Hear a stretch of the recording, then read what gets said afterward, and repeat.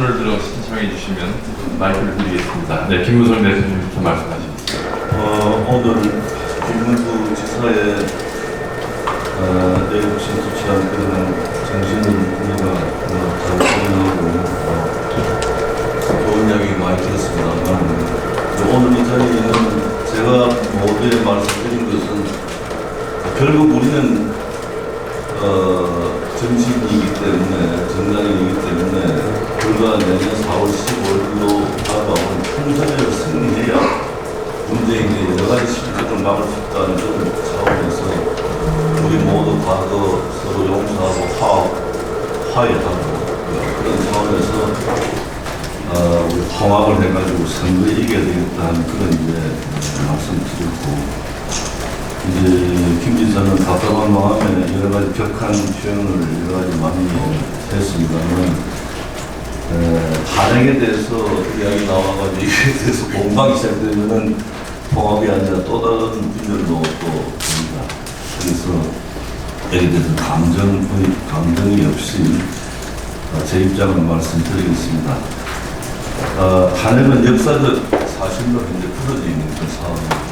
당시 우리 당 국회의원 중에 탄핵에 찬성한 사람이 62명이고 탄핵에 반대한 의원이 57명이고 또 탄핵에 기권한 사람이 9명입니다.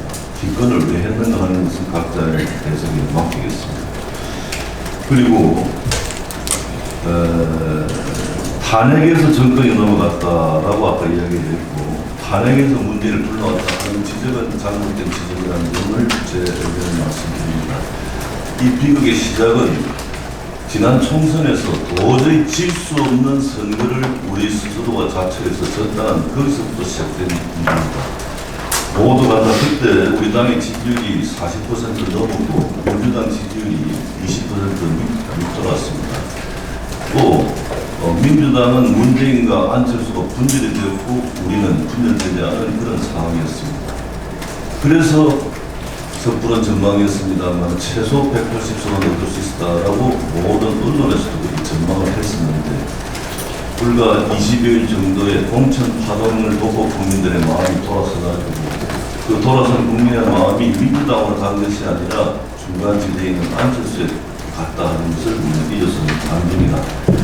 그래서 결과는 121대 123위 지역구에 한석 부족했는데 그때 국회의장이 굉장히 중요한 그런 상황이었는데 우리 당의 공천 과정에서 억울하게 탈락했던 7명의 무소속 당선자를 우리가 빨리 받아들였어야 되는데 이것을 또 받아들이지 않아가지고 결국은 국회의장까지 뺏겼다는 사실을 우리는 잊어서는 안 됩니다. 우리가 지지율 민주당에 비해서 더블 스코어로 앞서 나가는 이런 상황에서 우리 당의 유력 대선 주자에게 상처를 줘가지고 결국 1위를 유지하다가 떨어졌고 그 이후부터는 문재인 후보가 계속 1위가 되었습니다. 격차가 제법 많이 나게 1위를 유지했습니다. 그 상황에서 최순실 사태가 터졌습니다. 최순실 사태는 분명히 잘못된 것입니다. 그때부터 바로 최순실 사태가 터지는 그날 자기 권력은 문재인으로 넘어간 그 날이라는 점을 제가 지적을 하고 탄핵 때문에 정권이 넘어갔다 문재인 불러왔다 하는 것은 잘못된 지적이라는 점을 제 입장을 맞습니다. 또 추가로 질문하실 분이 김기산 씨. 네, 권정동 의원. 예, 우리 김문수 지사님의 그 충정이 어린 말씀을 잘 들었고 1시간 강의 듣는데 제 가슴 한쪽이 답답하고 아주 막힌 듯한 그런 느낌이 들었습니다.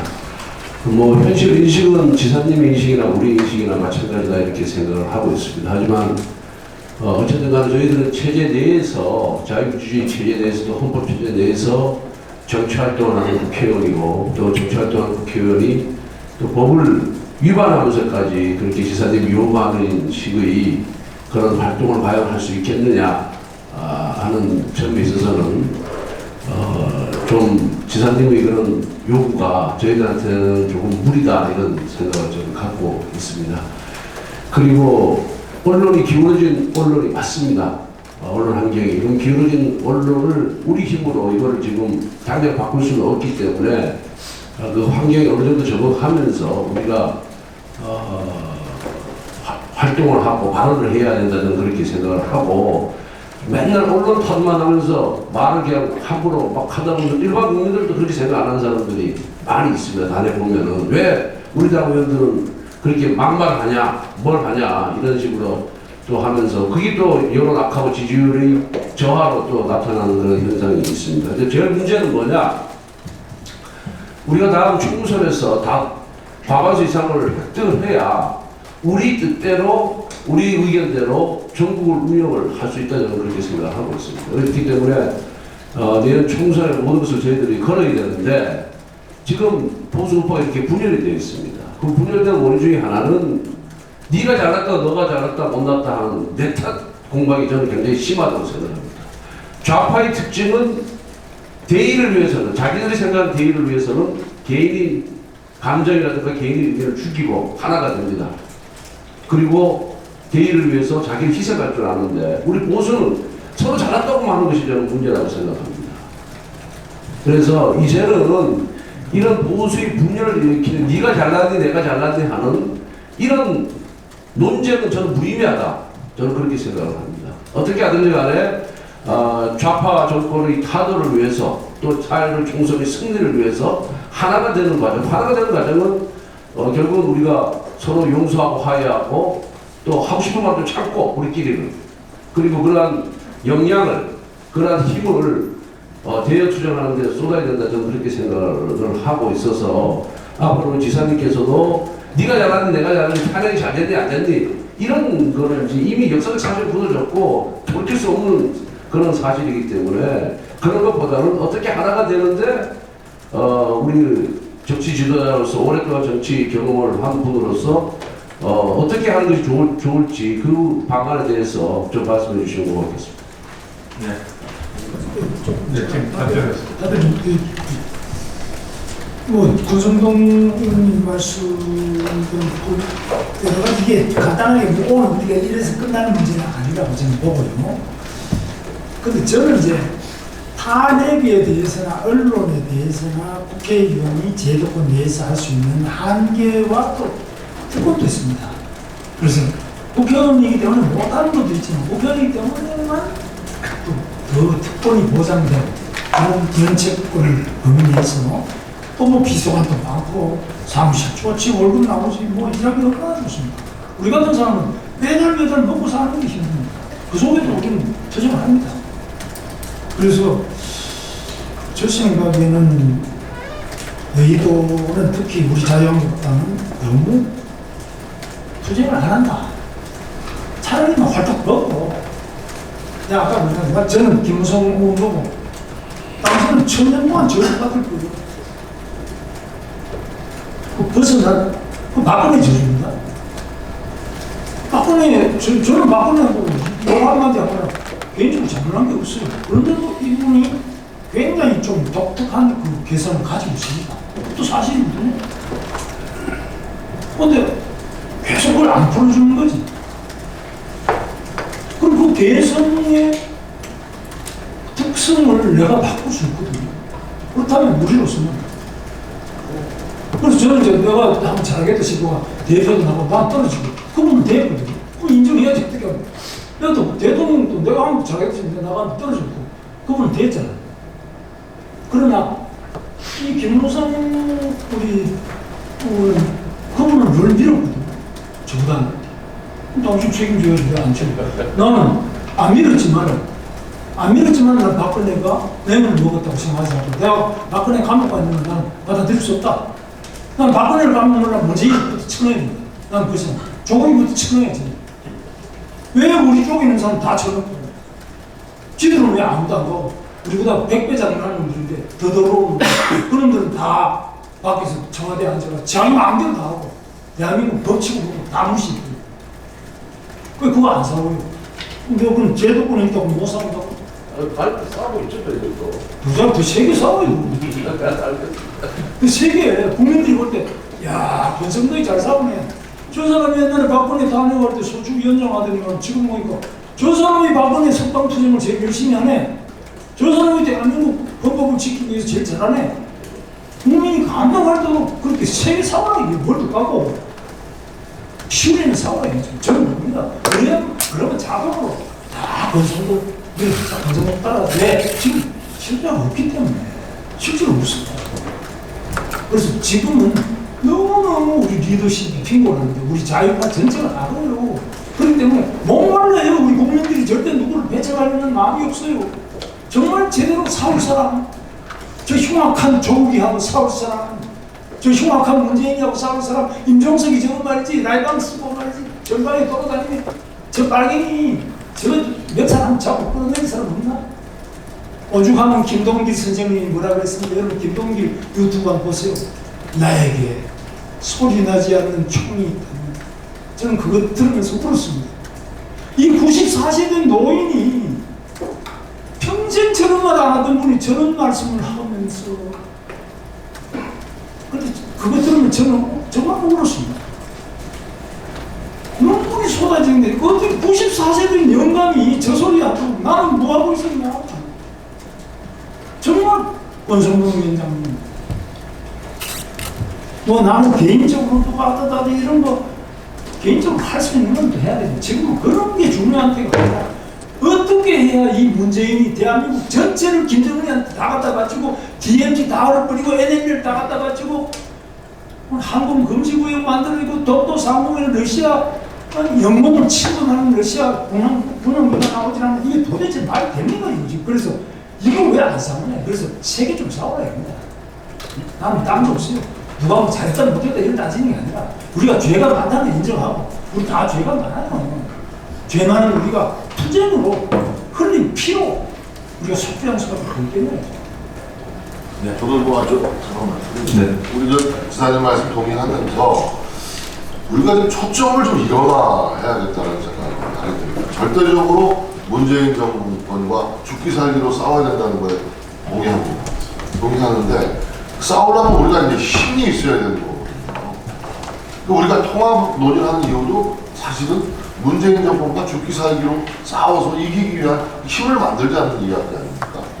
또 동시에 또 찬탄 반탄 얘기를 하신단 말입니다.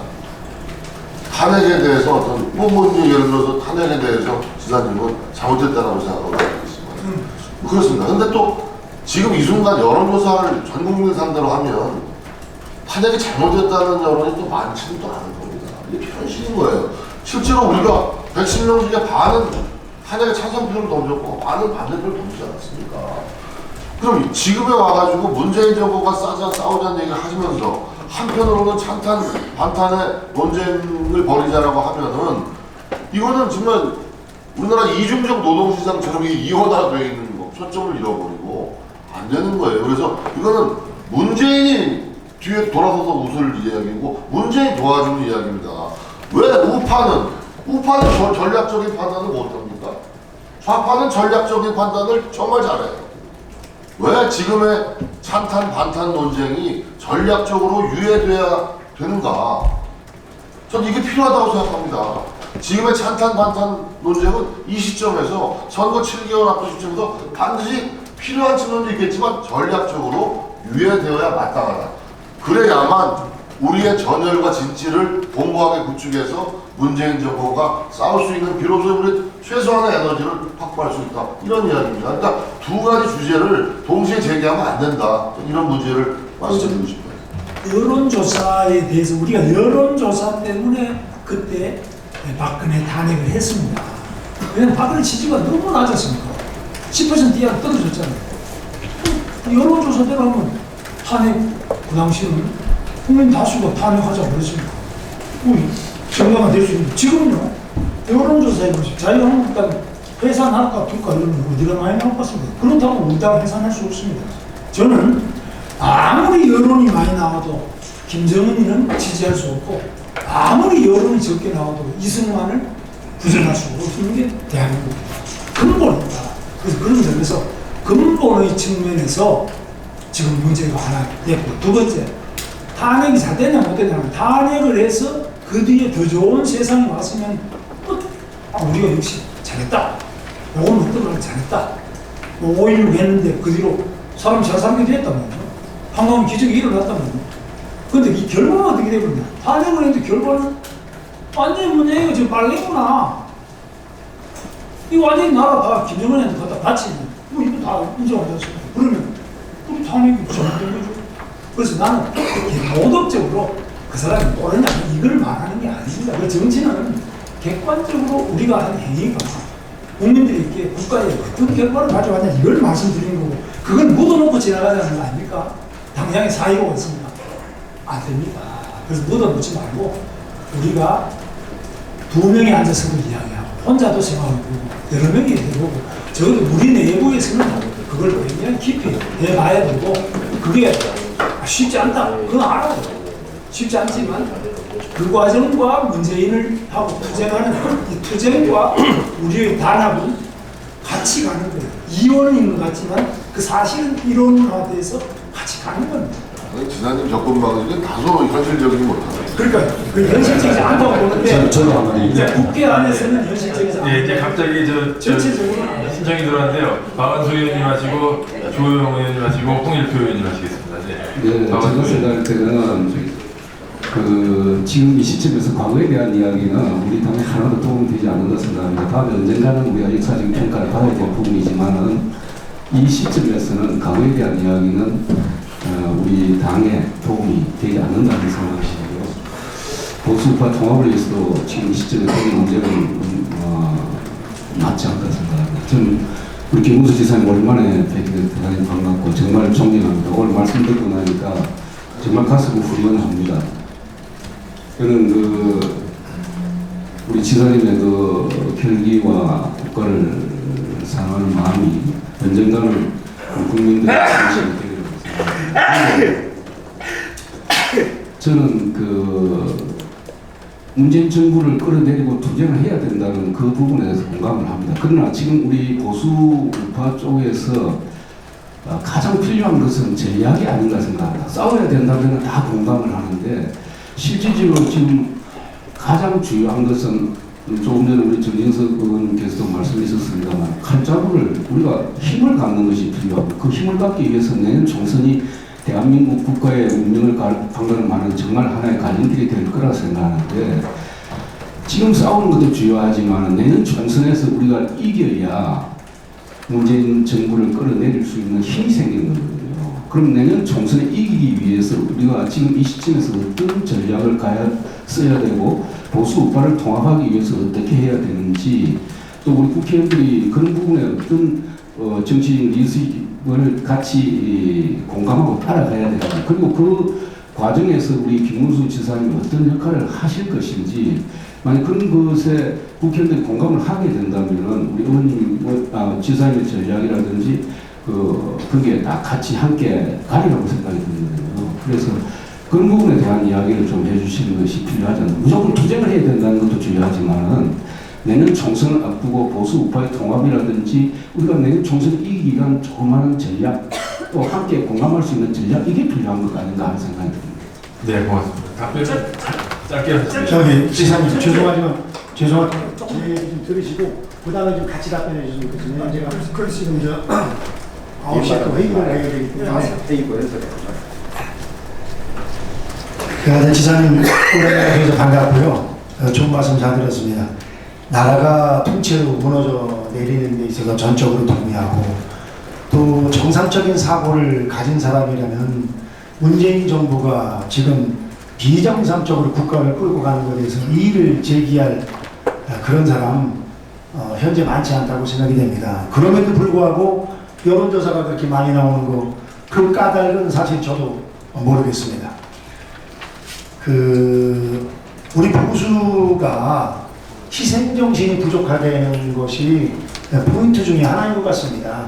지금 민주당만 해도 정말 자기 몸을 던져서 투쟁을 해서 정권을 지금 획득을 했는데, 저는 우리가 정권을 다시 찾아오는 것이 가장 중요한 건데, 그러려면 시대적인 과제가 두 가지라고 생각이 됩니다. 첫 번째는 많은 분들이 이야기하는 보수 대통합이고, 두 번째는 박근혜 프레임에서 벗어나는 겁니다.